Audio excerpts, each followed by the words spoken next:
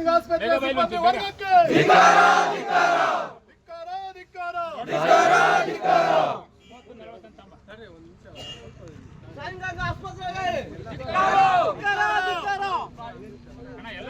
ಅಣ್ಣ ನೀವೆಲ್ಲ ಕೂತ್ಕೊಂಡ್ರೆ ಅಣ್ಣ ಇದಾಗುತ್ತೆ.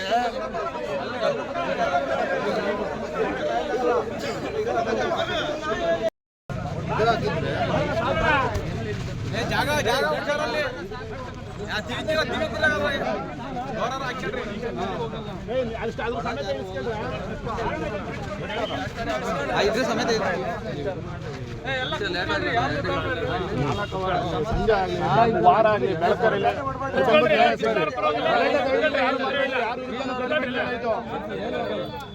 ವಿನಯ್ ಒಂದು ಫೋನ್ ಮಾಡಿ ಮಂಜು ವಿನಯ್ ಒಂದು ಫೋನ್ ಮಾಡಿ ಒಂದು ಶಾಮ್ಯಾನ ಶಾಮ್ಯಾನ ದರ್ಶನ ಮಾಡು 10 ನಿಮಿಷಕ್ಕೆ ಬರೋ ಶಾಮ್ಯಾನ ಹಾಕ್ಬೋದಲ್ಲ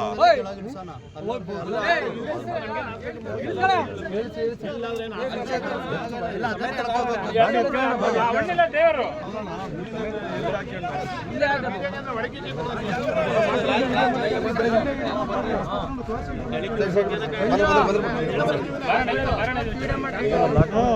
ಇದನ್ನೇ ವಿಡಿಯೋ ಮಾಡಿ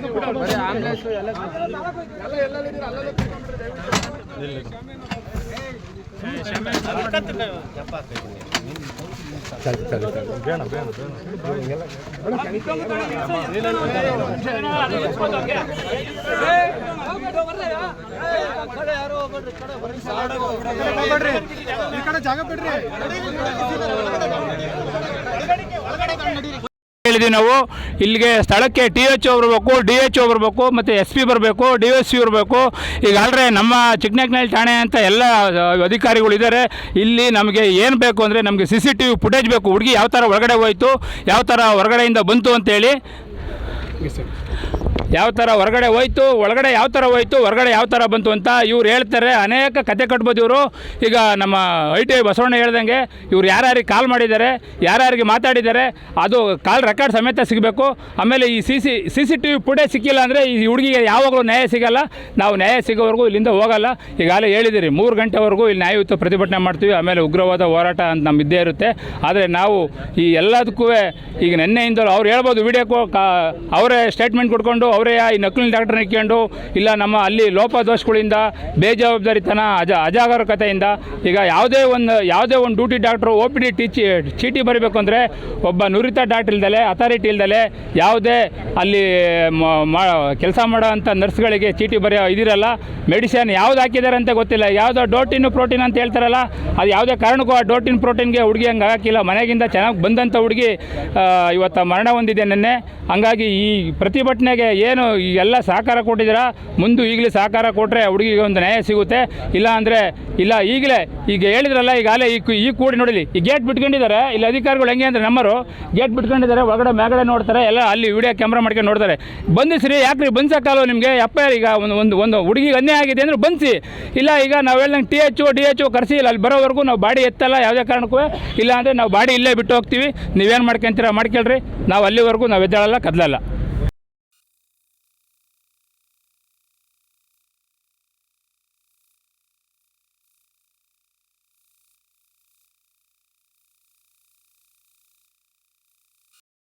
ನಾವು ಕಂಡಂಗೆ ಈ ಆಸ್ಪತ್ರೆ ಮೇಲೆ ನಮಗೆ ನಂಬಿಕೆ ಇಲ್ಲ, ಯಾವತ್ತೂ ನಂಬಿಕೆ ಇಲ್ಲ. ನಮ್ಮ ಸ್ನೇಹಿತರು ಹೇಳ್ದಂಗೆ ಸರ್ಕಾರಿ ಆಸ್ಪತ್ರೆ ಡಾಕ್ಟರ್, ನಾನು ಕಂಡಂಗೆ ಸರ್ಕಾರಿ ಆಸ್ಪತ್ರೆ ಡಾಕ್ಟರ್ ಪ್ರೈವೇಟ್ ಹಾಸ್ಪಿಟಲ್ ಬರ್ತಾರೆ. ಅದು ವಿಡಿಯೋ ಸಮೇತ ನಾನು ಕೊಡ್ತೀನಿ, ನನ್ನ ಹತ್ರ ಇದೆ, ನಾನು ತಂದು ಕೊಡ್ತೀನಿ. ಯಾಕೆ ಬಂದರೆ ಅಂತ ಅದು ಮಾಹಿತಿ ಬೇಕು. ಈಗ ಇವತ್ತಿನ ದಿನ ಯಾಕೆ ಸೇರ್ಕೊಂಡಿವಿ ಅಂದರೆ ಒಬ್ಬ ಹೆಣ್ಮೇಲೆ ಅನ್ಯಾಯ ಆಗಿದೆ. ಪಕ್ಕೇನೋ ಅಂತ ಬಂದಾಗ ಅವ್ರು ಏನಾಗಿದೆ ನನಗೆ ನಮಗಂತೂ ಗೊತ್ತಿಲ್ಲ.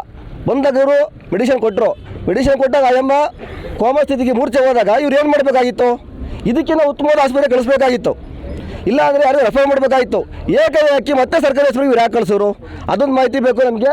ಅದ್ರ ಇವ್ರ ಮೇಲೆ ನಂಬಿಕೆ ಇಲ್ಲ. ಮತ್ತು ಈ ಹಾಸ್ಪಿಟ್ಲಿಗೆ ಬಂದಾಗ ನಿನ್ನೆ ನಮ್ಮ ಸ್ನೇಹಿತರೆಲ್ಲ ಬಂದು ಕೇಳಿದಾಗ ಅವ್ರ ಮೇಲೆ ದಬ್ಬಾಳಿಕೆ ಮಾಡೋರು. CCTV ಕೇಳಿರ್ತಾರೆ, ಯಾಕೆ ಯಾವ ಮೆಡಿಸಿನ್ ಕೊಟ್ಟರೆ ಏನಾದರೂ ಕೇಳಿದಾಗ ಇವ್ರು ಕೊಡಬೇಕಾಗಿತ್ತು. ಕೊಡದಲ್ಲ ಅವ್ರ ಮೇಲೆ ದಬ್ಬಾಳಿಕೆ ಮಾಡಿ FIR ಮಾಡ್ಕೊಂಡ್ರೆ ಕಂಪ್ಲೇಂಟ್ ಕೊಡ್ತವ್ರು ಏನು ಮಾಡ್ಕೊಂಡು ದಬ್ಬಾಳಿಕೆ ಮಾಡಿ ಕಳಿಸೋರೆ. ನಮಗೆ ಅನ್ಯಾಯ ಆಗಿದೆ. ಈ ಹೆಣ್ಮಗುಗೆ ನ್ಯಾಯ ಬೇಕು.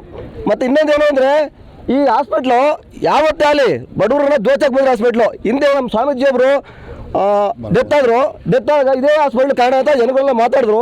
ಜನ ಮಾತಾಡಿದಾಗ ಬಾಗಿಲು ಹಾಕ್ಸಿದ್ರು. ಒಬ್ಬ ರಾಜಕೀಯ ವ್ಯಕ್ತಿ ಮೇಲೆ ಸುಮ್ಮನೆ ಅನಾಚಾರವಾಗಿ ನಮ್ಮ ಜನ ಕೂಡ ಸರಿ ಇಲ್ಲ, ನಮ್ಮ ಜನ ಸಪೋರ್ಟ್ ಮಾಡಿದ್ರು. ಇಲ್ಲ ಸ್ವಾರ್ಥಕ್ಕೆ ಮಾಡೋದು ಅಂತ ಅದೆಲ್ಲ ಹೋಗಬೇಕು. ನಮ್ಮ ಜನ ಯಾರಿಗೆ ಅನ್ಯಾಯ ಆಗಲಿ, ಸಾರ್ವಜನಿಕ ಅನ್ಯಾಯ ಆದರೆ ನಾವು ಸಪೋರ್ಟ್ ಮಾಡಬೇಕು. ಇವತ್ತು ನಮಗಾಗಿದೆ ಅಲ್ಲಿ ಇನ್ನೊಬ್ಬರಿಗೆ ಆಗುತ್ತೆ. ಆದ್ದರಿಂದ ಎಲ್ಲ ನಮ್ಮ ತಾಲೂಕಿನ ಜನ ಸಪೋರ್ಟ್ ಮಾಡಬೇಕು. ಈ ಅನ್ಯಾಯ ಆಗಿರೋಂಥ ಬಡವ ಹೆಣ್ಣುಮಗಳಿಗೆ ನ್ಯಾಯ ಸಿಗಬೇಕು. ಮತ್ತು ಮುಖ್ಯವಾಗಿ ಇದಕ್ಕೆ ಸಂಬಂಧಪಟ್ಟ ಅಧಿಕಾರಿಗಳು ದಯವಿಟ್ಟು ಸ್ಥಳಕ್ಕೆ ಬರಬೇಕು, ಬಂದು ನಮ್ಗೆ ನ್ಯಾಯ ಕೊಡಿಸ್ಬೇಕು ಕೇಳ್ಕೊತೀವಿ. ಯಾವ ಥರ ನ್ಯಾಯ ಏನು ಬೇಕು ನಮಗೆ? ಯಾವ ಥರ ಮೆಡಿಸಿನ್ ಕೊಟ್ಟಿದ್ದಾರೆ ಬೇಕು, ಮತ್ತು CCTVಲಿ ಫುಟೇಜು ಇಲ್ಲ ಆಫ್ ಆಯಿತು ಹೇಳ್ತಾ ಇದ್ದಾರೆ, ಅದು ಬೇಕು. ಮತ್ತು ಮುಖ್ಯವಾಗಿ ಈ ಹಾಸ್ಪಿಟ್ಲು ಮುಖ್ಯಸ್ಥರು ಇಲ್ಲಿ ಬರಬೇಕು, ಸ್ಥಳಕ್ಕೆ ಬರಬೇಕು. ಈ ಮುಖ್ಯಸ್ಥರು ಬರಬೇಕು, DHO ಬರಬೇಕು, ನಮ್ಗೆ ಅಧಿಕಾರಿ ಬಂದು ನ್ಯಾಯ ಕೊಡಬೇಕು. ಅಲ್ಲಿವರೆಗೂ ನಾವಂತೂ ಈ ಮನೆ ತಗೊಂಡು ಇಲ್ಲೂ ಆಚೆ ಹೋಗಲ್ಲ. ನಮ್ಮ ಹೆಸರು ಜಗದೀಶ್ ಅಂತ, ಬಾಲ್ದೇವರಟ್ಟಿ. ನಾವು ಮಾಜಿ ಗ್ರಾಮ ಪಂಚಾಯತಿ ಅಧ್ಯಕ್ಷರು. ನಾವು ಕೂಡ ಎಲ್ಲ ಅಲೆಮಾರಿ ಜನಾಂಗದಲ್ಲಿರ್ತಕ್ಕಂಥವ್ರು, ಕಾಡುಗೋಲರು, ನಮಗೂ ಕೂಡ ಅಕ್ಕ ಆಗ್ತಕ್ಕಂಥವ್ರು ಅವರು. ಏನಿವತ್ತು ಇಷ್ಟು ಜನ ಸೇರ್ಕೊಂಡು ನಾವಿವತ್ತು ಇಲ್ಲಿ ಪ್ರತಿಭಟನೆ ಏನಕ್ಕೆ ಮಾಡ್ತಾ ಇದ್ದೀವಿ ಅಂತ ಅನ್ನೋದು ಇಲ್ಲಿವರೆಗೂ ನೀವೆಲ್ಲರೂ ಕೇಳಿದ್ದೀರಾ ಪತ್ರಿಕಾ ಮಾಧ್ಯಮದವರು.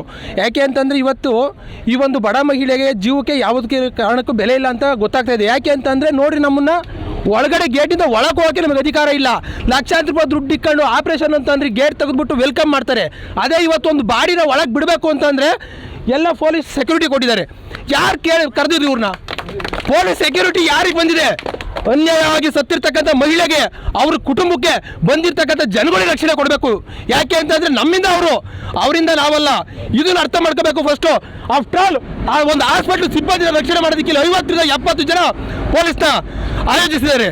ಅದೇ ನಾವು ಕರೆದ್ರೆ ಒಬ್ಬ ಕೂಡ ಯಾರೂ ಬರೋದಿಲ್ಲ ಅಲ್ವರ? ಯಾಕೆ? ನಮಗೆ ಬೆಲೆ ಇಲ್ವಾ? ನ್ಯಾಯ ಇಲ್ವಾ? ನಮ್ಮಿಂದ ಎಲ್ಲ ಅನುಕೂಲ ಪಡ್ಕೊಳ್ಳೋದಕ್ಕೆ ಅವ್ರು ಬೇಕು. ನಮ್ಮ ತೆರಿಗೆ ಹಣದಲ್ಲಿ ಸಂಬಳ ತಗೊಳ್ಳೋದಕ್ಕೆ ಬೇಕು. ಅದಕ್ಕೆ ಮಾತ್ರ ಸೀಮಿತ ಆಗಿರ್ತೀವಿ ನಾವು, ಇನ್ಯಾವುದಕ್ಕೂ ನಾವು ಸೀಮಿತ ಆಗಿಲ್ವಾ? ಯಾಕೆ? ನಾವೆಲ್ಲ ಹಿಂದುಳಿದ ವರ್ಗದವರು, ಬರ್ತಾರೆ, ಸಾಯಂಕಾಲಕ್ಕೆ ಇರ್ತಾರೆ, ಹೋಗ್ತಾರೆ ಅಂತ ಮಾಡಿದ್ದೀರಾ? ನೋಡ್ರಿ, ನಾವು ಬಂಡ ಜನಗಳು ಬಂಡು ಬಿದ್ದಿದ್ದೀವಿ. ನಮ್ಮಲ್ಲೂ ವಿದ್ಯಾವಂತರಿದ್ದಾರೆ, ನಮ್ಮಲ್ಲೂ ಹಠ ಇದೆ, ನಮ್ಮಲ್ಲೂ ಛಲ ಇದೆ. ಯಾವುದೇ ರೀತಿ ಕೂಡ ನೀವು ದುಡ್ಡಿಗೆ, ಅವ್ರ ಅಧಿಕಾರಕ್ಕೆ, ಅಂತಸ್ತಿಗೆ ಏನಾದರೂ ನೀವು ಮಣೆ ಹಾಕಿ ನಮ್ಮನ್ನು ಇಲ್ಲಿಂದ ಹೊರಗಡೆ ಕಳಿಸತಕ್ಕಂಥ ಏನಾದರೂ ನಿಮ್ಮಲ್ಲಿ ಮನಸ್ಸಲ್ಲಿದ್ದರೆ ಅದನ್ನು ಖಂಡಿತ ತೆಗೆದಾಕ್ಬಿಡಿ.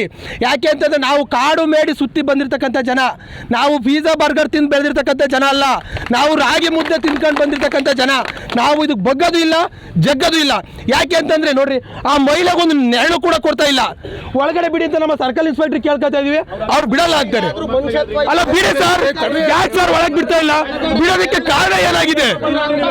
ಅಲ್ಲ ಸರ್, ಒಬ್ಬ ಮಹಿಳೆ ಒಳಗೆ ಹೋಗಿ ದುಡ್ಡು ಕಟ್ಟಿ ಅವ್ರ ಜೀವ ಕಳ್ಕೋಬೇಕಾದ್ರೆ ನನ್ನ ಮಗನ ನ್ಯಾಯ ಬೇಕು.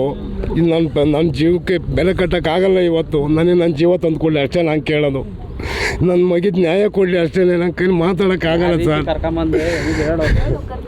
ಸರ್ ಮನೆಯಿಂದ ಬರ್ಬೇಕಾದ್ರೆ ಏನೂ ಕಾಯಿಲೆ ಇರಲಿಲ್ಲ ಸರ್. ನಾರ್ಮಲಾಗಿ ಬೈಕಲ್ಲಿ ಕರ್ಕೊಂಬಂದೆ. ಹ್ಞೂ ಸರ್, ನಮ್ಮ ಹೆಸರು ನಾರ್ಮಲಾಗಿ ಬಂದು ಇದೇ ಬೈ ಜಾಗದಲ್ಲಿ ನಿಲ್ಲಿಸಿದ್ದೆ. ತಿರ್ಗಾ ನಾನು ಒಳಗೆ ಹೋಗಿ ತಿರ್ಗಾ ಸ್ಕ್ಯಾನಿಂಗ್ ಮಾಡ್ತೀರೇನಂತ ಕೇಳಿದೆ ಸರ್. ಶುಕ್ರವಾರ ಬರ್ತೀವಿ, ಬರ್ತಾರೆ ಡಾಕ್ಟ್ರು, ಯಾರೂ ಇಲ್ಲ ಅಂದರು. ತಿರ್ಗಾ ಆಚೆ ನಾರ್ಮಲಾಗಿ ಆಚೆನೇ ನಡ್ಕೊಂಬಂದು ತಿರ್ಗಾ ಒಳಗೆ ಹೋಗಿ ಇಂಜೆಕ್ಷನ್ ತಗೊಂಡಾಗಿ ಮೂರ್ಛೆ ಬಿದ್ದು ಕೋಮಾ ಸ್ಟೇಜ್ಗೆ ಹೋಗಿರೋದು ಸರ್. 1 ವಾರ ಆಯಿತು. ಬರೀ 10 ಸೆಕೆಂಡಲ್ಲಿ ಪ್ರಜ್ಞೆ ಹೋಯ್ತು ಸರ್. ಪ್ರಜ್ಞೆ ಆದ ತಕ್ಷಣ ಏನು ಮಾಡಿದ್ರು ಸರ್? ಇಮ್ಮಿಡಿಯೇಟ್ಲಿ ಅವರೇ ಗೌರ್ಮೆಂಟ್ ಹಾಸ್ಪಿಟ್ಲಿಗೆ ಶಿಫ್ಟ್ ಮಾಡಿರು. ಆಸ್ಪತ್ರೆ ಸಿಬ್ಬಂದಿಯವರೇ ಶಿಫ್ಟ್ ಮಾಡಿರು. ಇದೇ ಆಸ್ಪತ್ರೆಗೆ, ಅಲ್ಲಿಂದ ತುಮಕೂರು ಗೌರ್ಮೆಂಟ್ ಆಸ್ಪತ್ರೆಗೆ ಶಿಫ್ಟ್ ಮಾಡಿರು. ಆಂಬುಲೆನ್ಸ್ ಅಲ್ಲಿ ತಗೊಂಡು ನನ್ನ ಮಗಿನ ನ್ಯಾಯ ಯಾರು ಸರ್ ಕೊಡೋರು ಈಗ?